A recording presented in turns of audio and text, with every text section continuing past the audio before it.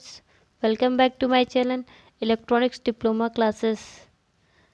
हमने next lecture में पढ़ा था ईसीडी में active components and passive components. उसके कुछ एग्जांपल्स थे, वो भी मैंने बताए थे। अब हम आज पढ़ेंगे इलेक्ट्रॉनिक्स डिवाइसेस। इलेक्ट्रॉनिक्स डिवाइस क्या होती हैं?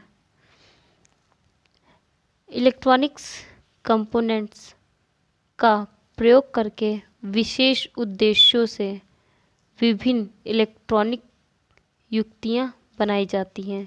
यानी इलेक्ट्रॉनिक्स कंपोनेंट का यूज़ करके हम बहुत सारी इलेक्ट्रॉनिक्स डिवाइस बना सकते हैं। जैसे एग्जांपल में फर्स्ट नंबर रेक्टिफायर यानी दृष्टकारी।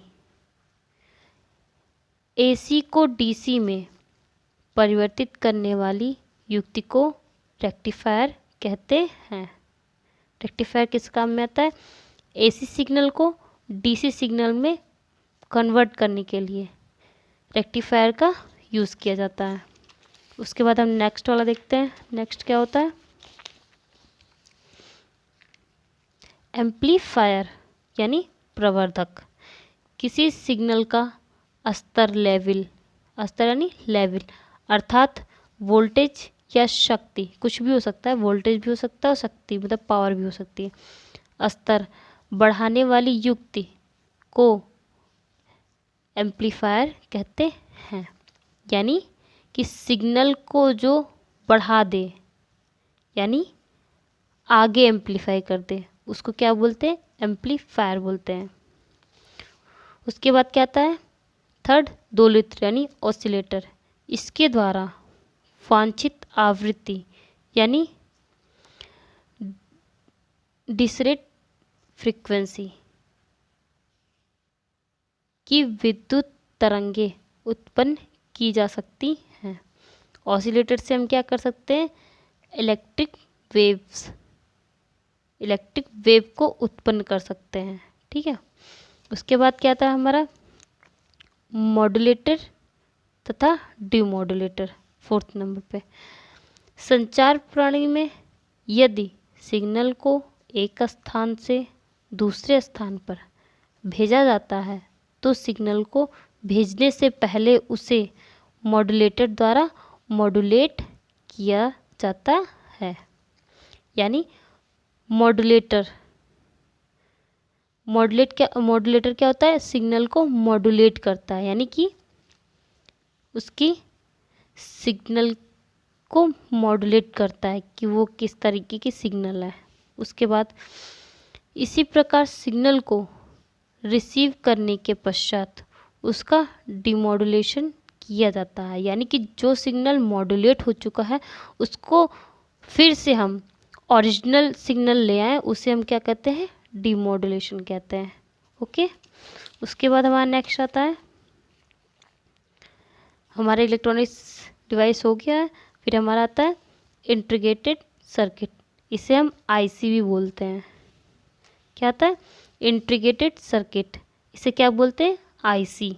ठीक है। एक आईसी वह संपूर्ण इलेक्ट्रॉनिक्स परिपथ है जिसमें एक्टिव व पैसिव कंपोनेंट को एक बहुत पतली सिलिकॉन परत पर बनाया जाता है। ठीक है। जो हमारे कंपोनेंट्स होते हैं उसको हम सिलिकॉन की पतली परत पर बनाते हैं, उसमें हम सर्किट बनाते हैं। जो एक सिलिकॉन की पतली परत होती है तो उसमें हम सर्किट डिज़ाइन करते हैं। आईसी एक छोटी चिप है जो सेमीकंडक्टर सामग्री आमतौर पर सिलिकॉन से बनी हुई होती है। ठीक है। उसके बाद सन 1959 में रॉबर्ट नॉसी ने फेयरचाइल्ड सेमीकंडक्टर इंटरनेशनल कंपनी में पहली आईसी चिप का निर्माण किया। आईसी चिप के छोटे आकार, हल्के वजन और कम बिजली की खपत के कारण इंजीनियर विभिन्न प्रकार के माइक्रो इलेक्ट्रॉनिक उपकरणों का निर्माण कर पाए हैं। यानी इसमें क्या होता है, आईसी चिप्स क्या होती हैं, मतलब इंटीग्रेटेड सर्किट में ये छोटे आकार का भी होता है और हल्का भी होता है, और उसके बाद ये कम बिजली की खपत भी करता है। इसीलिए इंजीनियर ज़्यादातर आईसी चिप्स का यूज़ करते हैं सर्किट बनाने में। सर्किट को डिज़ाइन करने में आईसी चिप का ही यूज़ किया जाता है। उसके बाद थोड़ा सा और है, ये सर्किट सभी छोटे बड़े इलेक्ट्रॉनिक उपकरणों में अलग अलग उद्देश्यों के लिए उपयोग होती हैं। अपने टीवी, फ़ोन या रेडियो के अंदर मौजूद पीसीबी सर्किट बोर्ड को आपको वर्ग के आकार में काली रंग की छोटी चिप दिखाई देती है, उसे हम आईसी बोलते हैं। ठीक है, ये एक पीसीबी जो प्लेट होती है, पीसीबी बोर्ड एक प्लेट होती है, उसमें हमें एक छोटी सी चिप दिखाई देती है ब्लैक कलर की, उसे हम क्या बोलते हैं, आईसी चिप बोलते हैं उसे हम।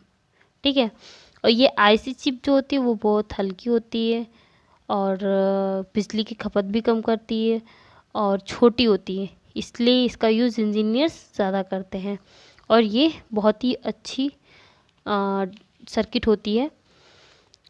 सो आप लोगों का फर्स्ट चैप्टर ये ख़त्म हो चुका है ईसीडी का। अगर आप लोगों को वीडियो पसंद आई हो तो लाइक करना, कमेंट करना और सब्सक्राइब ज़रूर करना और शेयर करते रहना, ताकि आगे जाके भी आपके दोस्तों को ये वीडियो मिल पाए और वो पढ़ सकें। So thank you so much.